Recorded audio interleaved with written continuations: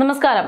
സംസ്ഥാനത്ത് ഉപ്പ് തൊട്ട് കർപ്പൂരം വരെയുള്ള സകലമാന സാധനങ്ങൾക്കും തീപാറുന്ന വിലയാണ്. അത് വാങ്ങാനുള്ള പണമാകട്ടെ സാധാരണക്കാരന്റെ കൈവശം ഇല്ലതാനും.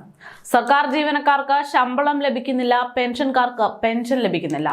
ജനം ഇങ്ങനെ സർക്കാർ വരുത്തി വെച്ചിരിക്കുന്ന പൊതുക്കടത്തിന്റെ പേരിൽ പൊറുതിമുട്ടിക്കൊണ്ടിരിക്കുകയാണ്.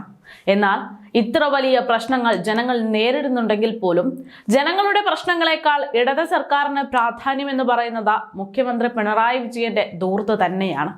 ഇപ്പോഴിതാ അതിന്റെ ഏറ്റവും വലിയൊരു തെളിവ് കൂടെ പുറത്തു വന്നിരിക്കുന്നു.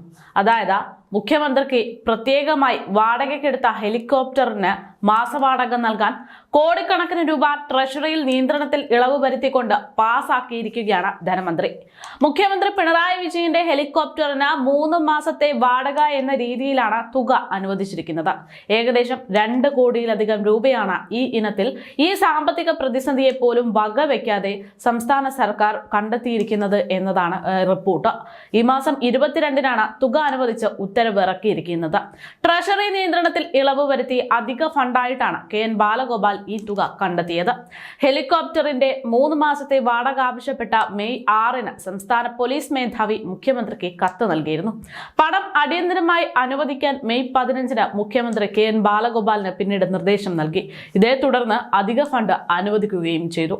ക്ഷേമ പെൻഷൻ, ജീവനക്കാരുടെ പെൻഷൻകാരുടെയും ആനുകൂല്യങ്ങൾ അടക്കം കുടിശ്ശിക കോടിക്കണക്കിന് രൂപ നിൽക്കുന്ന സാഹചര്യത്തിലാണ് അതൊന്നും വകവയ്ക്കാതെ മുഖ്യമന്ത്രിയുടെ ഹെലികോപ്റ്ററിനായി കോടികൾ ചെലവഴിച്ചിരിക്കുന്നത്. സർക്കാരിന്റെ മുൻഗണന മുഖ്യമന്ത്രിയുടെ സുഖ സൗകര്യങ്ങൾക്ക് മാത്രമാണ് എന്ന് കൃത്യമായി തെളിയിക്കുന്ന ഒരു റിപ്പോർട്ടാണ് ഇത്. ഡൽഹി ആസ്ഥാനമായ ചിപ്സൺ ഏവിയേഷനിൽ നിന്ന് കേരള പോലീസ് വാടകയ്ക്കെടുത്ത ഹെലികോപ്റ്ററാണ് മുഖ്യമന്ത്രിയുടെ യാത്രാ ആവശ്യത്തിനായി ഉപയോഗിച്ചുകൊണ്ടിരിക്കുന്നത്.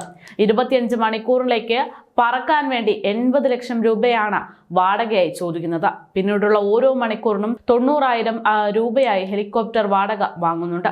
സാമ്പത്തിക പ്രയാസത്തിനിടെ ഹെലികോപ്റ്റർ വാടകയ്ക്കെടുത്തത് കടുത്ത പ്രതിഷേധത്തിനടക്കം ഇടയാക്കിയിട്ടുള്ള ഒരു സാഹചര്യമായിരുന്നു. അന്ന് എന്തിനെതിരെയാണോ പ്രതിഷേധം ഉണ്ടാക്കിയിരുന്നത്, എന്തായിരുന്നോ ഭയന്നത്, അതാണിപ്പോൾ നടന്നിരിക്കുന്നത്. അതായത് ജനങ്ങളുടെ ആവശ്യങ്ങളെ മാറ്റി നിർത്തി സർക്കാരിന്റെ സുഖലോലുപതകൾക്ക് വേണ്ടിയുള്ള പണം കണ്ടെത്തുന്നു.